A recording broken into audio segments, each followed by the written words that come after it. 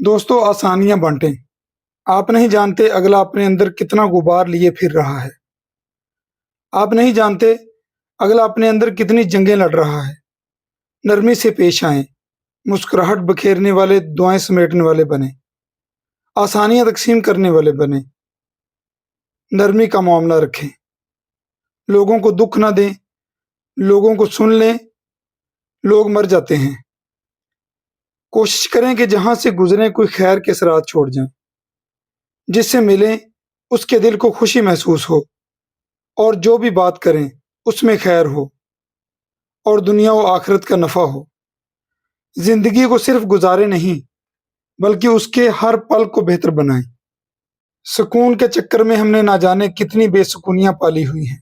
مستقبل کی آسائشوں کے لیے ہم کتنے مصروفیات میں خود کو دھکیلے ہوئے ہیں۔ سکون حاصل کرنے کی چاہ نے ہمیں بہت بے سکون کیا ہوا ہے، لیکن پتہ ہے اصل میں جہاں سے سکون ملتا ہے وہ کیا ہے؟ اللہ کو یاد رکھنا، اس کا ذکر کرنا اصل میں دل تک سکون پہنچا دیتا ہے۔ کبھی آپ اپنے بہت مصروف دن میں 5 منٹ قرآن پاک کو پڑھ لیں اور پھر دیکھیں کہ کیسے آپ کو سکون ملتا ہے۔ آپ کو اپنی ذات میں ایک ایسا ٹھہراؤ محسوس ہوگا، وہ ساری جلدی، ٹینشن اور بے سکونی غائب ہو جائے گی، اور روح تک سکون اور ہیلنگ پاور پہنچتی محسوس ہوگی۔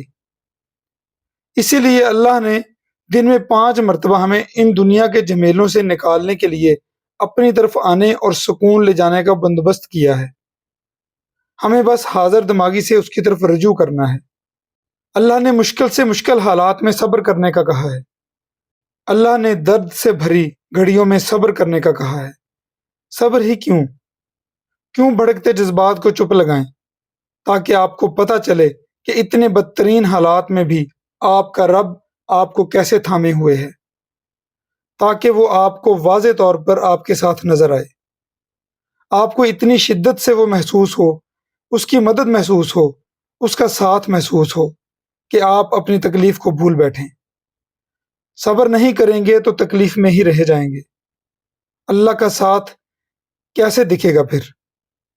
اللہ کی مدد کیسے ڈھونڈیں گے پھر؟ کیسے نظر آئے گی اس کی مدد؟ شیطان کا کام جذبات کو ہی ابھارنا ہے، اور پھر اسی آگ میں آپ کو جلتا چھوڑ جاتا ہے۔ اس آگ میں گرنے سے ہی تو بچانا ہے خود کو۔ کیسے؟ صبر کر کے، اور اللہ تو صبر کرنے والوں کے ساتھ ہے۔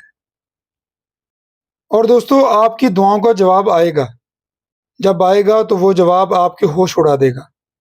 جیسے ہم کوئی بہت کمال کی چیز دیکھتے ہیں تو حیرانگی کے مارے ہمارا منہ کھلے کا کھلا رہ جائے گا اور ہم ہکے بکے رہ جاتے ہیں۔ بالکل یہی حال آپ کا ہوگا جب آپ اللہ کی پرفیکٹ ٹائمنگ اور پرفیکٹ منصوبے کو دیکھیں گے۔ اللہ کی قدرتیں آپ کو لاجواب کر دیں گی، اور اللہ سب سے بہتر تدبیر کرنے والا ہے۔